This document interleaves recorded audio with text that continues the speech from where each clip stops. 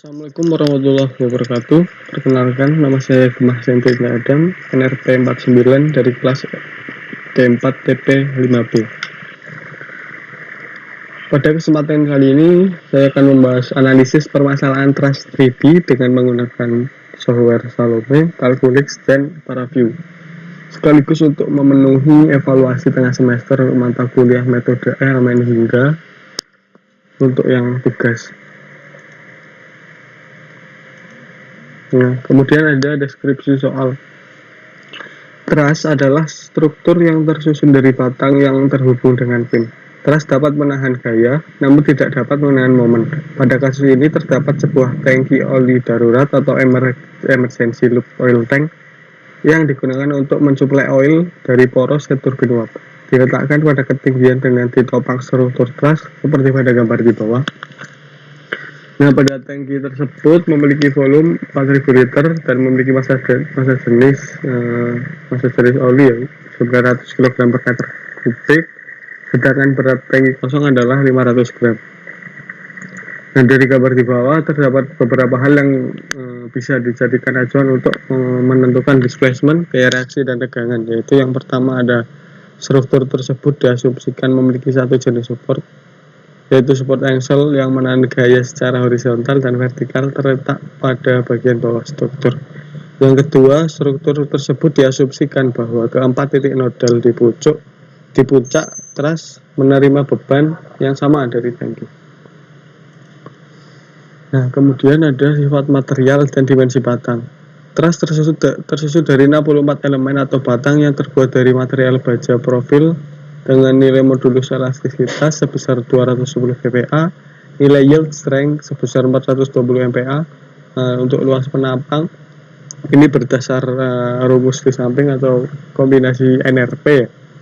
NN merupakan dua angka NRP terakhir yaitu 49. Kemudian dihasilkan nilai luas penampang 3,1 kali 10 pangkat min 4 meter persegi. Kemudian panjang atau L di sini juga menggunakan kombinasi NRP. Di sini didapatkan 4,1 meter. Kemudian ada model dan mesh dua dimensi. Berikut ilustrasi model geometri dua dimensi beserta dimensinya menggunakan software Salome. Nah, seperti data yang sudah disebutkan tadi pada berdasar NRP saya didapatkan L atau panjang 4,1 meter ya. Di sini sudah sesuai. Pada software Salome juga di sini menggunakan inspection, kemudian ada dimension, kemudian minimal distance. Nanti bisa muncul seperti berikut. Nah, kemudian model dan mesh dua dimensi berikut merupakan hasil meshing termasuk grouping titik nodal untuk beban dan tumpuan. Nah, pada gambar sebelah kiri ini merupakan gambar hasil meshing yang dilakukan pada software Salome. Nah, untuk yang sebelah kanan ini merupakan hasil komputasi ya, atau perhitungan dari meshing yang ada di sebelah kiri ini. Nah, kemudian kita masuk ke hasil analisis. Ada hasil analisis yang pertama yaitu gaya reaksi di tumpuan ya. Nah, untuk yang gambar sebelah kiri ini merupakan gaya reaksi pada magnitud yang di sini. Nah, di mana magnitud tersebut merupakan jumlah scalar vektor gaya. Jadi tidak diketahui mana yang beban dan mana yang gaya reaksi. Dan nilainya di sini pasti positif ya untuk magnitud. Kemudian untuk gambar sebelah kanan ini merupakan berdasarkan sumbu set. Di sini tertera juga force underscore 1 set. Nah, untuk berdasar sumbu set tersebut gaya reaksi di sini bisa tampak jelas ya. Gaya reaksi di sini tampak jelas berwarna merah ya. Pada titik-titik merah tersebut ya. Nah, itu merupakan gaya reaksi yang nilainya paling besar ya, yaitu 2,5 kali 10 pangkat 3. Nah, berikutnya untuk hasil analisis gaya reaksi di tumpuan ada penjelasan berdasarkan titik-titik nodal yang terdapat pada force point dan support point. Yang di sini saya cantumkan yaitu titik 0,1357252627 dan 28. Mengapa? Karena berdasarkan file INP tertera bahwa untuk force point hanya 26, 25, 27 dan 28, dan untuk support point 5, 1, 7 dan 3. Nah, dari tadi samping disimpulkan bahwa nilai gaya reaksi hanya terdapat pada support point yang ada di dasar struktur dan force point yang terdapat di puncak struktur. Hal ini dipengaruhi juga oleh boundary condition yang dibuat pada software Salome. Untuk gaya reaksi pada force point bernilai negatif karena pada titik tersebut arah gaya reaksi searah dengan arah gaya dari beban tangki. Sedangkan untuk gaya reaksi pada support point bernilai positif karena pada support point dikenai gaya beban dan tangki, maka akan ada gaya reaksi yang berlawanan dari gaya beban tersebut.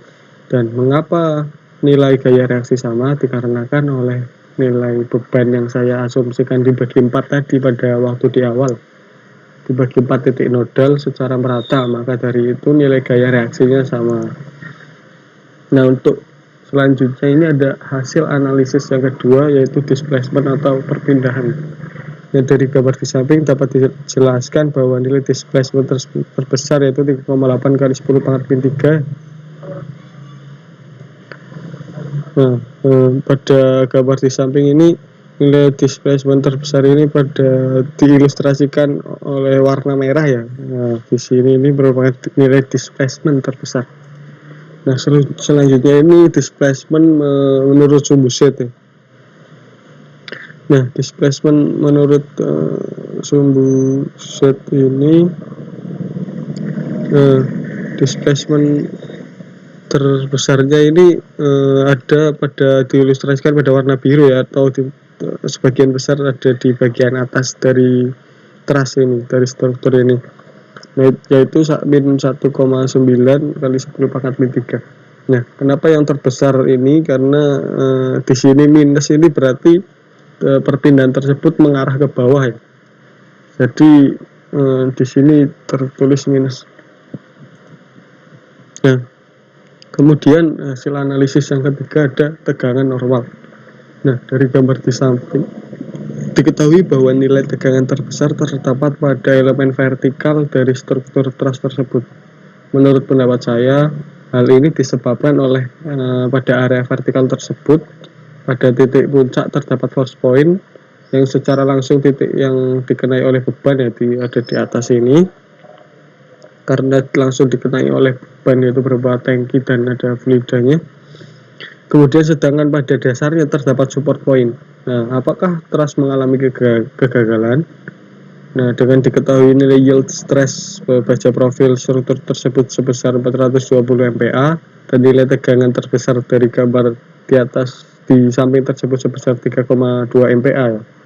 3,2 MPa, kemudian maka truss tersebut tidak mengalami kegagalan karena nilai tegangan yang dialami oleh struktur tersebut lebih rendah daripada nilai yield strength materialnya. Apabila struktur ini digunakan maka berfungsi sebagaimana dengan mestinya.